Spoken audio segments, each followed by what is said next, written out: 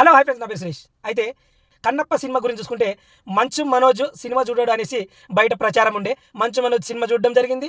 అందులో సినిమా బాగుందని చెప్పడం జరిగింది. ప్రభాస్ గారి గురించి చెప్పడం జరిగింది.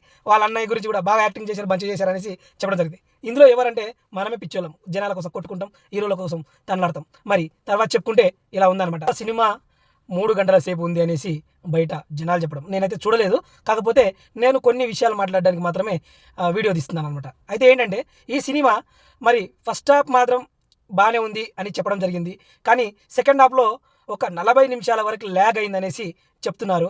ఓవరాల్‌గా చూస్తే సినిమా బాగుంది అని అంటున్నారు. కొంచెం లెంత్ ఉంది, అక్కడక్కడ బోర్ కొడుతుంది అని చెప్పడం జరిగింది. దీన్ని బట్టి చూస్తే ఓకే, పర్వాలేదు అని చెప్పడం. అది కూడా ఎవరి గురించి అంటే మన ప్రభాస్ గారి గురించి ఎదురు చూస్తూ కూర్చొని ఆయన రాగానే ఆయన వచ్చిన ఆ సీన్లలో చాలా మంచిగుంది, చాలా బాగుందని బయట టాకు. కానీ ప్రభాస్ గారు లేకపోతే ఈ సినిమా కొనేవాళ్ళ అంటే అది అంతంత మాత్రమే ఆలోచించాల్సిన విషయము. ఎందుకంటే అందులో పాన్ ఇండియా స్టార్ ప్రభాస్ గారు యాక్ట్ చేశారు.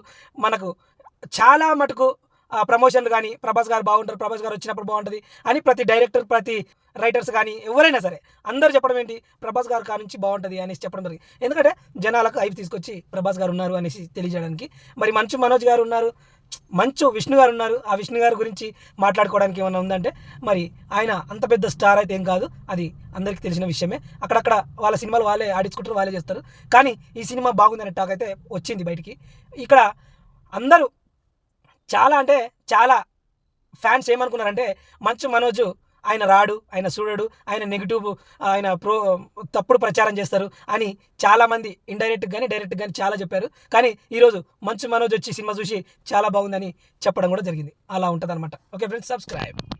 అందరూ మనమందరం అనుకుంటాం, వాళ్ళు వేరు వేరు, వాళ్ళందరూ ఒకటే. ఎప్పుడైనా సరే గుర్తుపెట్టుకోండి.